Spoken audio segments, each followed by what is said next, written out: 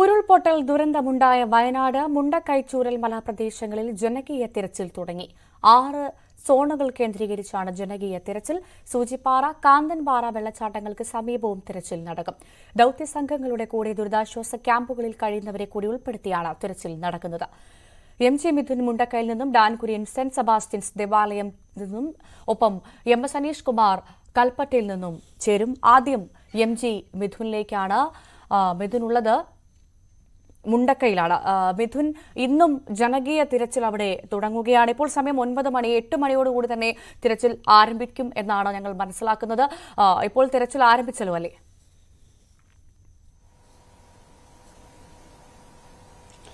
ഭവ്യ, ഇന്ന് 8 മണിയോടുകൂടി തന്നെ നിശ്ചയിച്ച പ്രകാരം തന്നെ തെരച്ചിൽ ആരംഭിച്ചിട്ടുണ്ട്. ഞാനിപ്പോൾ നിൽക്കുന്നത് മുണ്ടക്കൈയിൽ നിന്നും ഈ ചൂരൽമലയിലേക്ക് വരുന്ന നടുഭാഗത്തുള്ള പ്രദേശത്താണ്. ഇപ്പോൾ നമ്മൾ ആ ദൃശ്യങ്ങളിൽ കാണുന്ന സ്ഥലങ്ങളിൽ നിരവധി വീടുകളുണ്ട്. അതായത് ഭാഗികമായി തകർന്നിട്ടുള്ള വീടുകളുണ്ട്. അവിടെയൊക്കെ ഈ ഒരു പ്രദേശവാസികളെയും ഒപ്പം തന്നെ ഈ ക്യാമ്പിൽ കഴിഞ്ഞിട്ടുള്ള ആ വീടുകളിലൊക്കെ താമസിച്ച് രക്ഷപ്പെട്ട കുടുംബാംഗങ്ങളുണ്ട്. അവരിൽ പലരും എത്തി ആ പ്രദേശങ്ങൾ കാണിച്ചു കൊടുക്കുന്നുണ്ട്. അതിന് മുമ്പ് ഭാഗങ്ങളായി ഈ ഭാഗങ്ങളിലൊക്കെ നിരവധി വീടുകളുണ്ട് എന്നാണ് ഈ ആൾക്കാർ പറയുന്നത്. അതുകൊണ്ട് തന്നെ അവിടെ കേന്ദ്രീകരിച്ചുള്ള പരിശോധനയാണ് ഇപ്പോൾ നടക്കുന്നത്. ഭൂമി ഹിറ്റാച്ചിയും ഒപ്പം തന്നെ മറ്റ് സംവിധാനങ്ങളും മണ്ണുമാന്തി യന്ത്രവും ഒക്കെ ഉപയോഗിച്ചുകൊണ്ടുള്ള പരിശോധനയാണ് നടത്തുന്നത്. അത്തരത്തിൽ അവിടെ പരിശോധന നടത്തുമ്പോൾ കൂടുതൽ ശ്രദ്ധ കേന്ദ്രീകരിക്കേണ്ടതായിട്ടുണ്ട്. കാരണം ആ വീടുകൾ ഭാഗികമായി വലിയ രീതിയിൽ തകർന്നിരിക്കുകയാണ്. അതുകൊണ്ട് തന്നെ അത് വീണ്ടും തകർന്നു വീഴാനുള്ള ഒരു സാഹചര്യമുണ്ട്. അതുകൊണ്ട് തന്നെ കൂടുതൽ കരുതലോടുകൂടിയാണ് അവിടെ സന്നദ്ധ പ്രവർത്തകരെയൊക്കെ നിർത്തിക്കൊണ്ട് തെരച്ചിൽ പുരോഗമിക്കുന്നത്. അവിടെ മാത്രം ഈ മറ്റുള്ളവരെ ആ ഭാഗത്തേക്ക് പ്രവേശിപ്പിക്കുന്നില്ല. അവിടെ ഇപ്പോൾ ഫയർ ആൻഡ് റെസ്ക്യൂവിന്റെയും NDRFന്റെയും സംഘം മാത്രമാണ് പരിശോധനയ്ക്കായിട്ടുള്ളത്. ഒപ്പം തന്നെ ആ ഭാഗത്ത് താമസിച്ചിരുന്ന നേരത്തെ ഈ ഒരു ദുരന്തത്തിൽ തലനാഴിലേക്ക് രക്ഷപ്പെട്ട പ്രദേശവാസികളുണ്ട്. അവരൊക്കെയാണ് ഈ ഒരു കാര്യങ്ങൾ കാണിച്ചു കൊടുക്കുകയും ചെയ്യുന്നത്. അതിന്റെ ഇപ്പുറത്തൊക്കെ ആയിട്ട് നമുക്ക് കാണാൻ കഴിയുന്നുണ്ട് ആ ഭാഗങ്ങളിലൊക്കെ നിരവധി വീടുകൾ ഉണ്ടായിരുന്നു എന്നുള്ളതാണ്. മുകൾ ഭാഗങ്ങളിൽ ഇപ്പോഴും ഈ തകരാത്ത, അതായത് ഈ ഒരു ദുരന്തത്തിൽ ഒന്നും പറ്റാതെ പോയ പല വീടുകളും നമുക്ക് മുകൾ ഭാഗങ്ങളിലൊക്കെ കാണാൻ സാധിക്കുന്നുണ്ട്. ആ സമയത്തൊക്കെ ആ മുകളിലത്തെ ഭാഗങ്ങളിലേക്ക് പലരും ഓടി രക്ഷപ്പെടുകയും ചെയ്തിരുന്നു. അങ്ങനെയാണ് അവർക്കൊക്കെ തന്നെ ഈ ഒരു ജീവൻ തിരിച്ചു കിട്ടുകയും ചെയ്തു. അത്തരത്തിൽ മുകളിലേക്ക് ഓടിക്കയറുവരൊക്കെ രക്ഷപ്പെടുകയും ചെയ്തു. മറ്റ് മറ സൈഡുകളിലേക്ക് ഈ ഭാഗങ്ങളൊക്കെ കാണണം. നമുക്ക് ഇവരോട് സംസാരിക്കുമ്പോൾ ഒക്കെ തന്നെ ഇതിൽ ആകെ ഒരു ചെറിയ അരുവി മാത്രമായിരുന്നു ഈ ഭാഗങ്ങളിലൂടെ പോയിക്കൊണ്ടിരുന്നത്. ചെറിയൊരു അരുവി മാത്രമായിരുന്നു. ഇത്രയും വലിയ പ്രദേശങ്ങളിലെല്ലാം തന്നെ വീടുകളാണ്. ഇപ്പോൾ ഇത് കാണുമ്പോൾ പൂർണ്ണമായും തകർന്നുകൊണ്ട് ഇത്രയും ഏരിയ ഫുൾ കല്ലുകൊണ്ട് മൂടിക്കിടക്കുകയാണ്. അത്തരത്തിൽ മണ്ണുകൊണ്ട് മൂടിക്കിടക്കുന്നു. 40 അടിയോളം ഉയരത്തിൽ മണ്ണുകളും കല്ലുകളുമായി നിറഞ്ഞു കിടക്കുന്ന കാഴ്ച. ഒപ്പം തന്നെ ഇതൊരു എസ്റ്റേറ്റ് ഏരിയ ആയിരുന്നു. ഇവിടെ നിരവധി എസ്റ്റേറ്റ് ലയങ്ങളുണ്ടായിരുന്നു. ഈ ഭാഗങ്ങളിലൊക്കെ തൊഴിലാളികൾ കൂടുതൽ താമസിച്ചിരുന്ന പ്രദേശങ്ങൾ കൂടിയാണ്. അവയൊക്കെ തന്നെ പൂർണ്ണമായും ഞാനൊന്ന് ഇടപെടുകയാണ്. നമുക്ക് ആ ദൃശ്യങ്ങൾ കാണുമ്പോൾ തന്നെ എല്ലാ ദിവസവും നമ്മൾ വയനാടിന്റെ ദൃശ്യങ്ങൾ കാണുന്നുണ്ട്. ഓരോ ദിവസവും ആ ദൃശ്യങ്ങൾ കാണുമ്പോൾ നമ്മളെ വേദനിപ്പിക്കുന്നതാണ്. അത്രമാത്രം വീടുകൾ ഉണ്ടായിരുന്ന സ്ഥലങ്ങളാണ് ഇപ്പോൾ ഒരു തരിശു ഭൂമി പോലെ കിടക്കുന്നതെന്ന് കാണുമ്പോൾ അത് ഏറെ വേദനിപ്പിക്കുന്നതാണ്. മിഥുൻ, ഞാൻ ഇടപെടാൻ കാരണം നമ്മളിപ്പോൾ ദൃശ്യങ്ങളിൽ ഒരു 2-3 വീടുകൾ, ഭാഗികമായി തകർന്ന വീടുകൾ കണ്ടു. ആ വീടുകളിലുള്ള ആളുകൾ സുരക്ഷിതരാണോ? ഞാനത് ചോദിക്കാൻ കാരണം ഇപ്പോൾ ആ വീടുകൾ നിൽക്കുന്ന ആ സ്ഥലം ഏകദേശം ഒരു സൂചനയാണ്. ഈ ഭാഗത്ത് ഇന്ന വീടുകൾ ഉണ്ടായിരുന്നുവെന്ന് ആ വീട് ഒരു മാർക്ക് പോലെയാണ് ബാക്കി അവശേഷിപ്പിക്കുന്നത്. കാരണം ആ വീട്ടിലുള്ള ആളുകൾക്ക് ഒരു പക്ഷേ പറയാൻ സാധിക്കും, അവിടെ ആളുകൾ അവശേഷിക്കുന്നുണ്ട്, അവർക്ക് പറയാൻ സാധിക്കും ഇന്ന ഭാഗത്ത് ഇന്ന വീടുകൾ ഉണ്ടായിരുന്നു, അവിടെ ഇത്ര ആളുകൾ ഉണ്ടായിരുന്നു, അല്ലെങ്കിൽ ഈ ഭാഗത്താണ് അവർ കുടുങ്ങിക്കിടക്കുന്നതെന്ന് ഒരു പക്ഷേ സൂചിപ്പിക്കാൻ ആ വീട്ടിലുണ്ടായിരുന്ന ആളുകൾക്ക് കഴിയും. അതിനുള്ള സാധ്യതയുണ്ട്. പ്രത്യേകിച്ചും ഇന്ന് ജനകീയ തെരച്ചിൽ നടക്കുന്ന പശ്ചാത്തലത്തിൽ ആ വീടുകളിലുള്ള ആരെങ്കിലും അവിടെ തെരച്ചിലിനായിട്ട് എത്തിയിട്ടുണ്ടോ? അവർക്ക് എന്തെങ്കിലും ഒരു സൂചനകൾ നൽകാൻ സാധിച്ചിട്ടുണ്ടോ? അതറിയാൻ സാധിച്ചിട്ടുണ്ടോ മിഥുന്?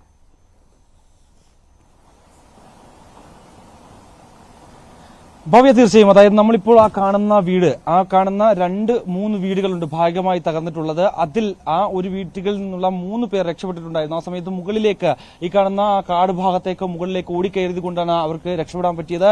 പിന്നീട് അവർ കൂടെ ഉണ്ടായിരുന്നവരെല്ലാം തന്നെ കുതിച്ചെത്തിയ വെള്ളത്തിൽ ഒഴുകി പോവുകയും ചെയ്തു. അവരുടെയൊക്കെ മൃതദേഹങ്ങൾ ഇനിയും കണ്ടെത്താനുണ്ട്. പലരെയും മൃതദേഹങ്ങൾ അവിടെ നിന്ന് കണ്ടെത്തിയതായിട്ടും അത്തരത്തിൽ അവരെ അറിയിക്കുകയും ചെയ്യുന്നുണ്ട്. അതുകൊണ്ട് തന്നെയാണ് അവർ കൃത്യമായി ഇവിടേക്ക് എത്തി ഈ ഭാഗങ്ങൾ വന്ന് കണ്ട് അവരുടെ വീടാണ് ഇതെന്ന് സ്ഥിരീകരിച്ചതിന് ശേഷം ഈ ഭാഗത്തൊക്കെ മറ്റ് വീടുകളുണ്ട്, ഇവിടെയൊക്കെ നിരവധി പേരുണ്ടായിരുന്നു. ആ സമയത്ത് ഞങ്ങൾ മുകളിലേക്ക് ഓടിപ്പോവുകയായിരുന്നു രക്ഷ തേടി.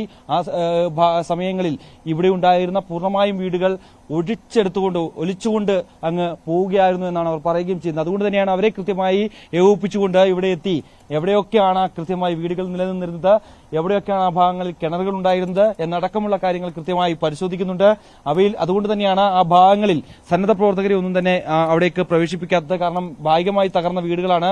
ഒരുപക്ഷേ ഏതെങ്കിലും തരത്തിൽ വീണ്ടും അത് തകർന്നു വീഴാനുള്ള ഒരു സാധ്യതയുണ്ട്. അതുകൊണ്ട് തന്നെ ബൂം ഹിറ്റാച്ചിയും ഒപ്പം തന്നെ മണ്ണുമന്തി യന്ത്രങ്ങളും ഒക്കെ ഉപയോഗിച്ചുകൊണ്ട് അവിടെ ഈ ഫയർ ആൻഡ് റെസ്ക്യൂവിന്റെയും ഒപ്പം തന്നെ NDRFന്റെയും സംഘം മാത്രമാണ് അവിടെ ഉള്ളത്. ഒപ്പം തന്നെ റഡാർ സംവിധാനങ്ങൾ ഉപയോഗിക്കുന്നുണ്ട്. കാരണം ഈ തെർമൽ ഡിറ്റക്ടർ ഉപയോഗിച്ചുകൊണ്ട് അവിടെ ഏതെങ്കിലും തരത്തിൽ മനുഷ്യ സാന്നിധ്യമുണ്ടോ, മൃതദേഹ സാന്നിധ്യമുണ്ടോ എന്നടക്കമുള്ള കാര്യങ്ങൾ അവർ പ്രധാനമായും പരിശോധിക്കുകയും ചെയ്യുന്നുണ്ട്. അത് തന്നെയാണ് ഏറ്റവും പ്രധാനപ്പെട്ട കാര്യം. കാരണം കഴിഞ്ഞ ദിവസങ്ങളിൽ ഈ ഭാഗത്ത് തെരച്ചിൽ നടത്തിയില്ലായിരുന്നു, മറുവശത്തായിരുന്നു തെരച്ചിൽ നടത്തിയത്. അവിടെ നിന്നാണ് ഒരു മൃതദേഹം അവിടെ നിന്ന് ലഭിക്കുകയും ചെയ്തത്. അതുകൊണ്ട് തന്നെയാണ് ഇന്ന് കൂടുതൽ ശ്രദ്ധ ഇവിടെ കേന്ദ്രീകരിക്കുന്നത്. 6 സെക്ടറായി തിരിഞ്ഞുകൊണ്ടുള്ള പരിശോധനയാണ് നടക്കുന്നത്. അതിൽ സന്നദ്ധ പ്രവർത്തകരെയൊക്കെ ഉൾപ്പെടുത്തി മറു സൈഡുകളിലൊക്കെ പരിശോധന നടക്കുന്നുണ്ട്. കാരണം അവിടെയൊക്കെ നേരത്തെ തെരച്ചിൽ പൂർത്തിയാക്കിയതാണ്. എങ്കിൽ പോലും തന്നെ ഒരിക്കൽ കൂടി ഉറപ്പിക്കുക എന്നുള്ളത് തന്നെയാണ് ഏറ്റവും പ്രധാനപ്പെട്ട കാര്യം എന്നുള്ളത് തന്നെയാണ്. എന്തായാലും ഇവിടെയൊക്കെ ചതുപ്പ് നിറഞ്ഞ സ്ഥലമാണ്, പലരും താന്നു പോകുന്നു എന്നുള്ളതാണ് ഏറ്റവും പ്രധാനപ്പെട്ട കാര്യം.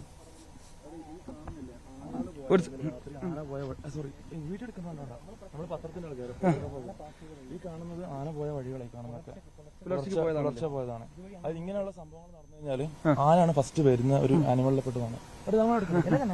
കുഴപ്പമില്ല. തീർച്ചയായും ഭവ്യ അവർ പറഞ്ഞതുപോലെ തന്നെ ഇതിലേക്കൊക്കെ താണ്ടി ഈ കാണുന്നതൊക്കെ തന്നെ ആന കടന്നുപോയ ഭാഗങ്ങളാണ്. ഇവിടേക്കൊക്കെ ആ സമയത്തൊക്കെ ആനകളൊക്കെ കൂട്ടത്തോടെ ഓടിപ്പോകുന്ന ദൃശ്യങ്ങളൊക്കെ നമ്മൾ അന്ന് കണ്ടതാണ്. ഇപ്പോൾ ഇന്ന് രാവിലെ ആന പോയ കാൽപ്പാടുകളാണ് ഇപ്പോൾ ഇവിടെ കാണാൻ സാധിക്കുന്നത്. ഇന്ന് രാവിലെ പോയ കാൽപ്പാടുകളാണ്, ഇത് ആനയുടെ കാൽപ്പാടുകളാണ് ഈ കാണാൻ സാധിക്കുന്നത്. എന്തായാലും മറുവശത്ത് കാടാണ്, വനങ്ങളാണ്, വനപ്രദേശമാണ്. അതുകൊണ്ട് തന്നെ അവയൊക്കെ ഇതിലേക്കൂടെ കടന്നു പോവുകയാണ്. വെളുപ്പിന്റെ ഭാഗങ്ങളിലൊക്കെ മറുവശത്തേക്കൊക്കെ കടന്നു പോകുക എന്നുള്ളത് തന്നെയാണ്. എന്തായാലും ഈ തേയിലത്തോട്ടങ്ങളൊക്കെയാണുള്ളത്. അതുകൊണ്ട് തന്നെ ഇവിടെ ഉള്ള കർശന നിർദ്ദേശമുണ്ട്. ഒപ്പം തന്നെ വലിയ സുരക്ഷാ നിർദ്ദേശങ്ങൾ നൽകിയിട്ടുണ്ട്. ഈ പ്രവർത്തകർക്കൊപ്പം തന്നെ ഈ ഫോറസ്റ്റ് ഉദ്യോഗസ്ഥരെയും ഒക്കെ തന്നെ ഈ സന്നദ്ധ പ്രവർത്തകരെയൊക്കെ കടത്തിവിടുമ്പോൾ അവർക്കൊപ്പം ഇത്തരത്തിൽ ഫയർ ആൻഡ് റെസ്ക്യൂ ടീമിനെയൊക്കെ ഉൾപ്പെടുത്തുന്നത് അതുകൊണ്ട് തന്നെയാണ്. കാരണം അവരുടെ സുരക്ഷ കൂടി നമ്മൾ ജാഗ്രത പുലർത്തേണ്ട ഒരു സ്ഥിതിവിശേഷമുണ്ട്. എന്തായാലും നമ്മൾ നേരത്തെ സൂചിപ്പിച്ചപ്പോൾ തന്നെ ഈ ഭാഗങ്ങളിൽ ഇപ്പോൾ പൂർണ്ണമായും ഇവിടെ ഏകദേശം ഇവർ പറയുന്നതനുസരിച്ച് ഏകദേശം 60ഓളം വീടുകൾ ഈ ഭാഗങ്ങളിൽ മാത്രമുണ്ടായിരുന്നു എന്നാണ് പറയുന്നത്. ഇവിടെ ഈ മറുസൈഡിൽ എസ്റ്റേറ്റ് ലയങ്ങളാണ്. ഞാനിപ്പോൾ നിൽക്കുന്ന ഈ ഭാഗങ്ങളിൽ എസ്റ്റേറ്റ് ലയങ്ങളായിരുന്നു സ്ഥിതി ചെയ്യുന്നത്. മറുസൈഡുകളിലായിരുന്നു വീടുകൾ ഉണ്ടായിരുന്നത് എന്നുള്ളത് തന്നെയാണ്. എന്തായാലും ഇവിടേക്ക് വലിയ നാശനഷ്ടങ്ങളാണ് ഉണ്ടായിട്ടുള്ളത്. കൂടുതൽ പേർക്ക് ജീവഹാനി സംഭവിച്ചിട്ടുണ്ട്.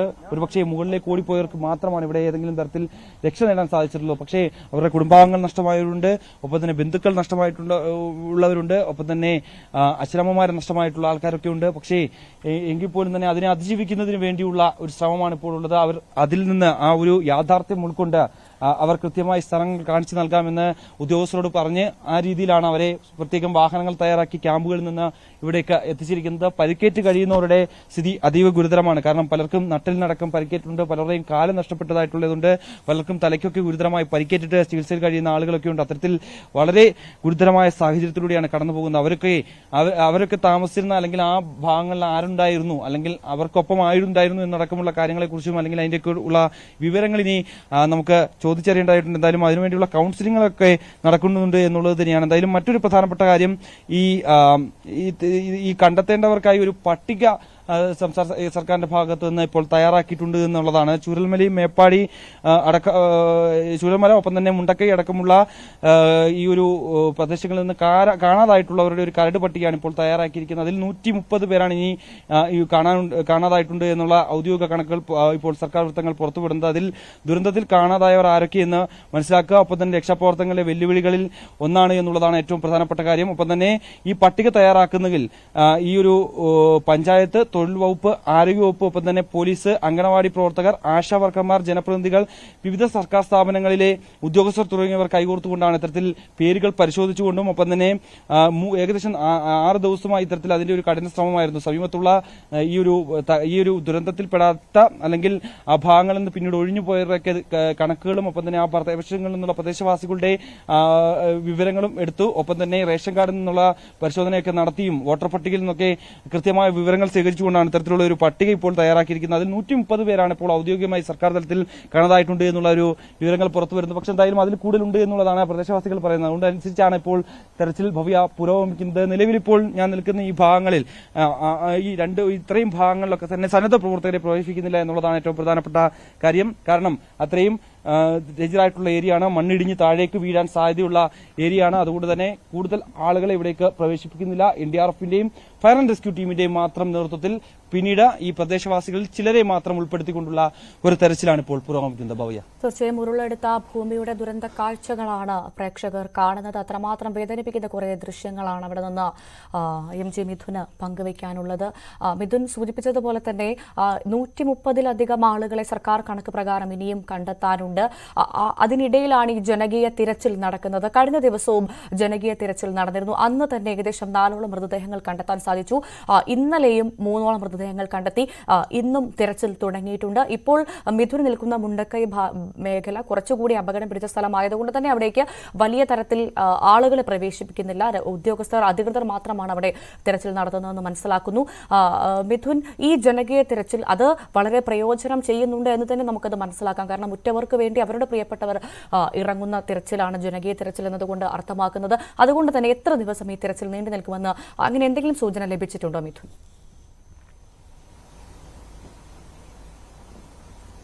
നിലവിൽ മന്ത്രിതല ഉപസമിതി പറയുന്നതനുസരിച്ച് അവസാന മൃതദേഹം കണ്ടെത്തുന്നവരെ അല്ലെങ്കിൽ ശരീരഭാവം കണ്ടെത്തുന്നവരെ ഈ ഒരു തെരച്ചിൽ തുടരുമെന്നാണ് അവർ അറിയിച്ചിരിക്കുന്നത്. പക്ഷേ അത് എത്രത്തോളം പ്രായോഗികമുണ്ട് എന്നുള്ള കാര്യം നമുക്ക് അറിയേണ്ടതായിട്ടുണ്ട്. കാരണം നിലവിൽ ഈ ഒരു സാഹചര്യങ്ങളിൽ പല ഇടങ്ങളിലും ഉദ്യോഗസ്ഥരെത്തി പരിശോധന നടത്തിയതാണ്. പക്ഷേ ഈ ജനകീയ തിരച്ചിൽ നടത്തിയപ്പോൾ പരിശോധന നടത്താത്ത ഇടങ്ങളുണ്ട്. അതാണ് ഇവർ കാണിച്ചു നൽകുന്നത്. അവിടെ കൃത്യമായി പറഞ്ഞ് ഞാൻ നേരത്തെ സൂചിപ്പിച്ച പോലെ തന്നെ വളരെ ഡേഞ്ചർ ആയിട്ടുള്ള ഏരിയയാണ്. അവിടേക്ക് മണ്ണിടിഞ്ഞ് വീഴാനുള്ള സാഹചര്യമുണ്ട്. പല കെട്ടിടങ്ങളും ഉടൻ തന്നെ നിലംപൊത്തുന്ന തരത്തിൽ നിലനിൽക്കുന്ന സാഹചര്യമുണ്ട്. അതുകൊണ്ട് തന്നെ വളരെ വെല്ലുവിളി നിറഞ്ഞതും ദുഷ്കരമായിട്ടുള്ള ഒരു തെരച്ചിലാണ് ഇപ്പോൾ പുരോഗമിക്കുന്നത്. അതുകൊണ്ട് തന്നെയാണ് ആ പ്രദേശങ്ങൾ അവർ കാണിച്ചു കൊടുക്കുന്നത്. അവിടെ നിന്നാണ് കഴിഞ്ഞ ദിവസങ്ങളിലൊക്കെ മൃതദേഹവും ഒപ്പം തന്നെ ശരീരഭാഗങ്ങളും ലഭ്യമാവുകയും ചെയ്തത്. അവിടെയൊക്കെ കൂടുതൽ പേർ ഉണ്ട്.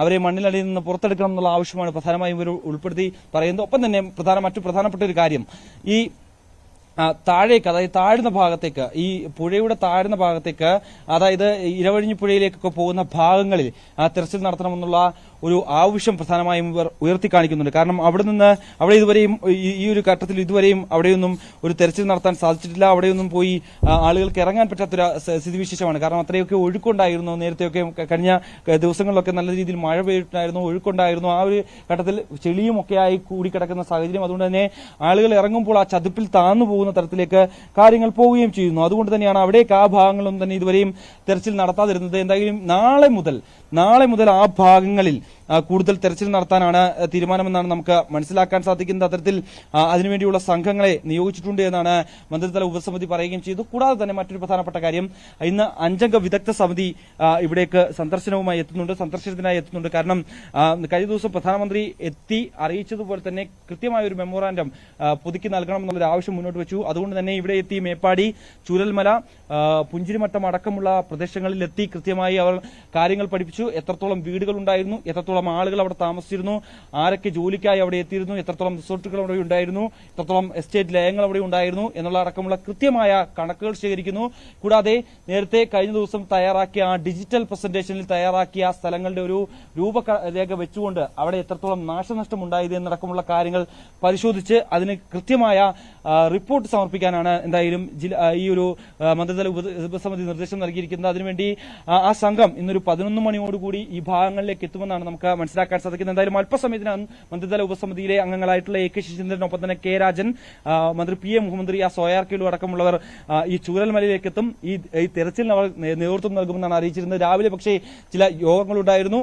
ആ യോഗങ്ങളിൽ പങ്കെടുക്കുന്നതിന് വേണ്ടിയും ഒപ്പം തന്നെ ഉദ്യോഗസ്ഥരുമായി ചില ചർച്ചകൾ ഉണ്ടായിരുന്നു. ഇനിയുള്ള തെരച്ചിൽ എങ്ങനെയാണ്, നാളെ അടക്കമുള്ള തെരച്ചിൽ എങ്ങനെയാണ്, ഞാൻ നേരത്തെ സൂചിപ്പിച്ച പോലെ തന്നെ താഴെ ഭാഗങ്ങളിലേക്ക്, അതായത് പുഴയുടെ താഴെ ഭാഗങ്ങളിലേക്ക് പോകുമ്പോൾ അവിടെ എന്തൊക്കെ മുൻകരുതലുകൾ സ്വീകരിക്കണം, ഒപ്പം തന്നെ അവിടെ ഇറങ്ങുന്നതിന് വേണ്ടി ഏതൊക്കെ തരത്തിലുള്ള സുരക്ഷാ ക്രമീകരണങ്ങൾ സ്വീകരിക്കണം, അവിടെ എങ്ങനെ ഇറങ്ങണം, അതായത് എയർലിഫ്റ്റിംഗ് സംവിധാനം ഉപയോഗിക്കണോ, അതായത് ഹെലികോപ്റ്റർ ഉപയോഗിച്ചുകൊണ്ടുള്ള തെരച്ചിൽ അവിടെ നടത്തണോ എന്നടക്കമുള്ള കാര്യങ്ങളെക്കുറിച്ച് ചർച്ച ചെയ്യുന്നതിന് വേണ്ടിയാണ് ഇന്ന് മന്ത്രിമാർ ഇന്ന് യോഗം വിളിച്ചു ചേർന്നത്. എന്തായാലും ഇന്ന് അല്പസമയത്തിനകം തന്നെ അവർ ഈ ചൂരമല പ്രദേശത്തേക്ക് എത്തും. അതിനുശേഷം ഇനി അങ്ങോട്ടുള്ള പ്രവർത്തനം, ഇനി അങ്ങോട്ടുള്ള തെരച്ചിൽ എങ്ങനെയാണ് എന്നടക്കമുള്ള കൃത്യമായ വിവരം അവർ നമ്മോട് പങ്കുവെക്കുമെന്നാണ് പ്രതീക്ഷിക്കുന്നത്. ഭവ്യ, തീർച്ചയായും MJ മിഥുനാണ് വിവരങ്ങൾ നൽകിയത്.